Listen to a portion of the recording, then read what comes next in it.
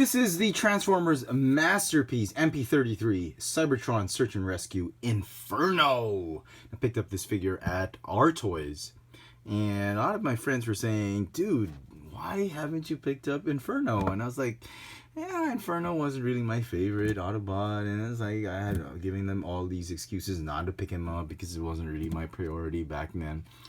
But last year, during the local toy convention, right about Christmas time, I was like, damn, or not last year, this year, during the summer, a local toy convention, I was like, should I really pick it up? And everyone was like saying the engineering on this one is one of the best. You have got to pick it up. And I was like, okay, I got it at a good price from a vendor who was trying to get rid of some stuff. And I was like, okay. So here it is, and by golly, this is absolutely one of the best Transformers Masterpiece figures I think Takara, Tomy, and Hasbro has ever done. I'm like, I did not want to believe it. I did not want to believe that this could be one of the better ones, because I've seen people reviewing it and posting, and I was like, yeah, okay, I've watched a couple of reviews, and I was like, okay, fine, whatever. I fast forward to all the good parts and all that. Never really got around to watching a complete review of it because I wanted to do one myself in due time, and so I did. And blown away by this figure. Now, let's get the box and accessories over and done with, because that's really just the peripherals. Here's the box.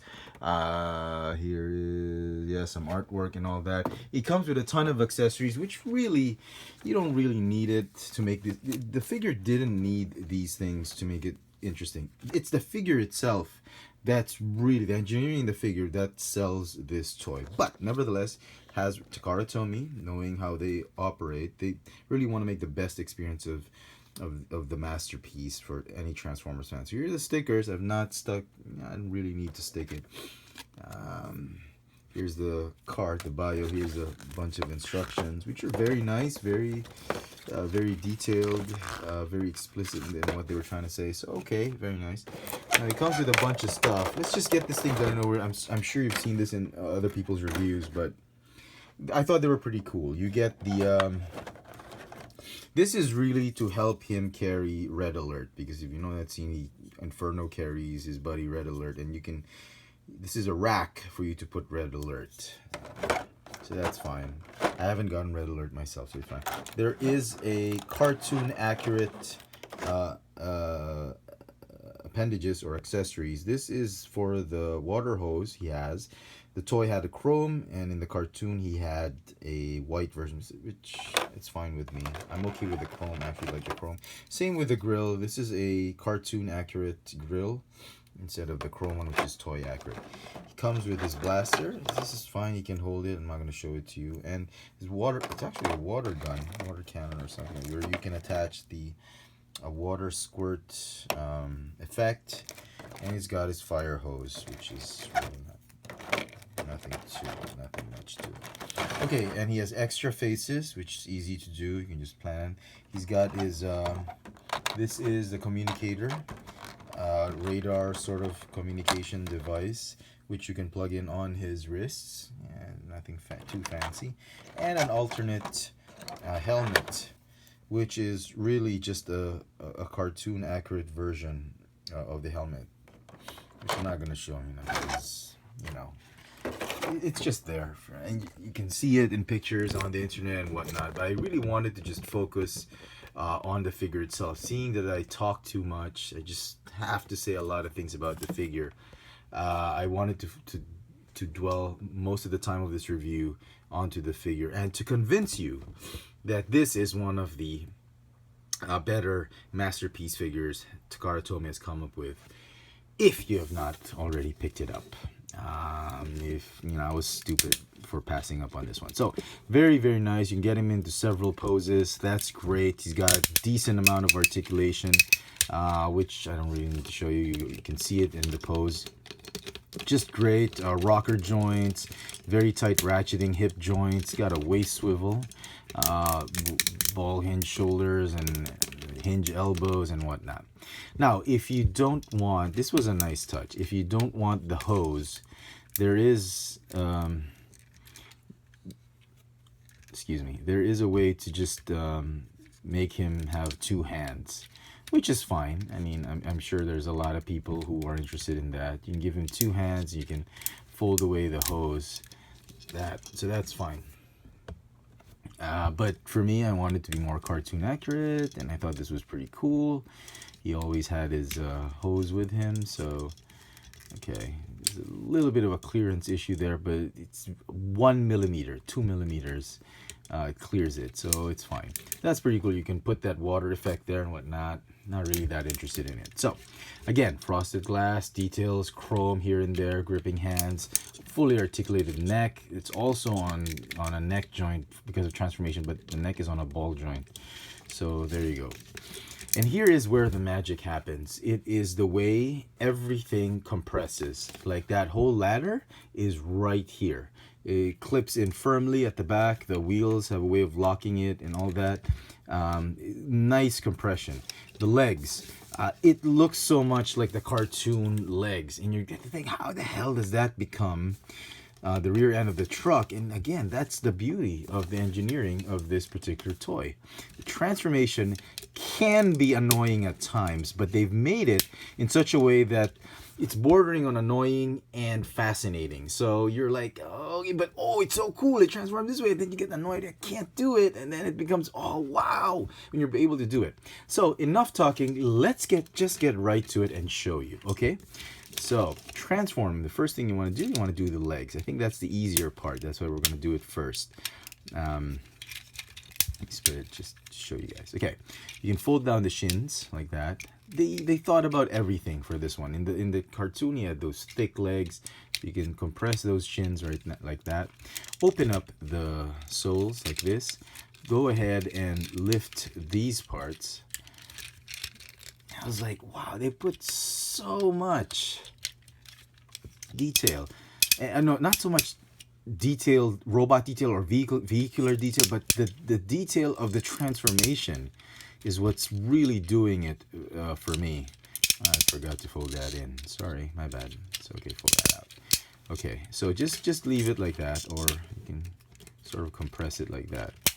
Okay, and then it forms the rear end of the truck, just like that.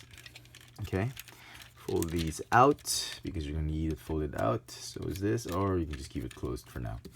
Okay, then what you want to do is this whole truck assembly is gonna go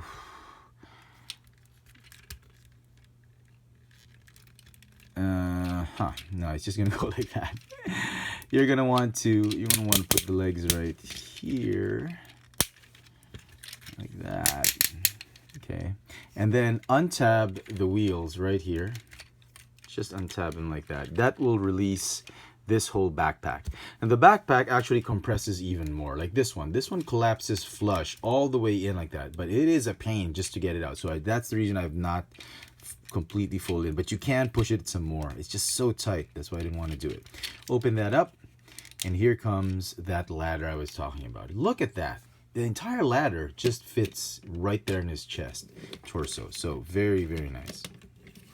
Go ahead and open it up. You can put it here. And there is a way to slot the feet into this ladder assembly. Right there are slots, and there are very, very thin pegs right there. Just slide them right like that, and then tab it in like this.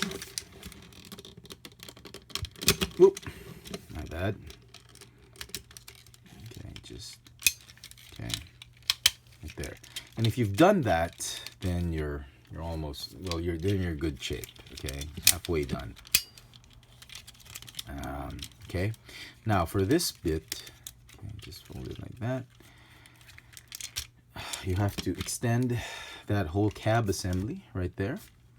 Okay, it's gonna fit somewhere there. And then the arms. Here again, more of the magic of this engineering. Just straighten the arms out. Okay, go ahead and untab the shoulders like that.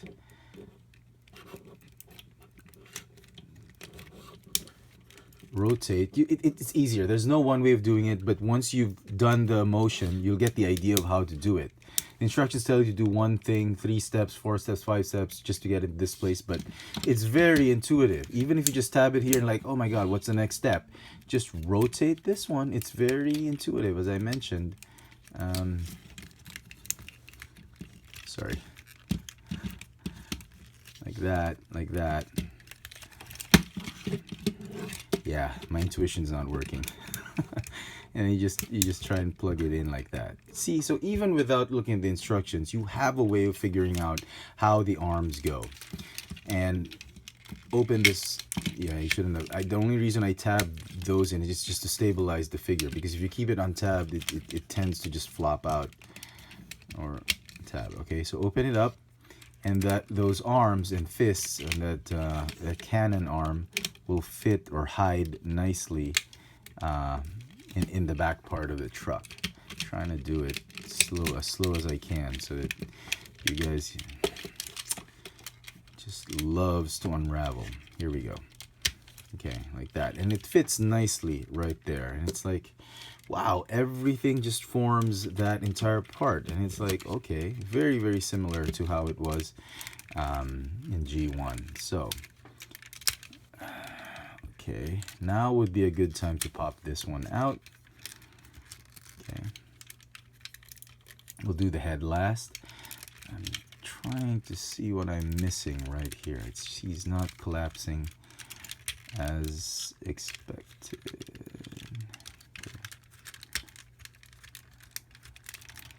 Okay, put the wheels right there, and then the wheels tab in right here. Okay. And he's supposed to just tab in. Oh, okay, I get it. The arms need to tab into those pegs. Right. I don't know if you can see it. There are pegs right there and there, and the arms need to tab in. So that's what we got to do. Okay, there we go. Okay. Almost done. Okay. And then the head. You're like wondering, how the hell does that thing fit in? So just rotate, fold, fold, and then everything folds down. Like so. Just open that up. And then they fold in nicely. Like that. It's not folding nicely. Come on, man. Okay, there we go. Okay, this. Okay, there you go. How cool is that? See, it borders again to annoying. It's like, God, come on, man. And then when you finally do it, wow, that looks so cool. Okay, so it rolls very nicely. Last bit is this one. Look at this. Look at that. It's like there's a ladder inside that, and they found a way to split it. Nice. Just pull this out so it goes down, and then you gotta sort of pull out the ladder. So like that. No, I think I keep it like this, or don't pull it all the way out so he doesn't bend. Okay, so that should. That should be enough. Okay. Yeah, like that. And there is Inferno in his fire truck mode. And the fire truck has, again, some added features and bonuses. You can pull out the water cannon. Pretty cool. They've thought about everything for this figure, and I absolutely love it. I did not think I was going to like it, but most of my videos is really to help you decide what to do with the figure, to buy it or skip it, pass, sell, whatever. This, in my opinion, honest opinion, is a buy. This is a purchase. I absolutely love this.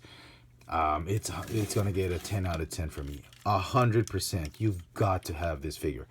I did not believe it at first. I mean, I was like ridiculously did not want to do this. I thought it was ridiculous that to spend so much for this one, because the price point is way higher than Ironhide, or is already bordering on an MP10, and I was like, dude, do I really want to spend that much for an Autobot I don't really like? And the answer is yes. If you're into the Masterpiece line, it is a must-have.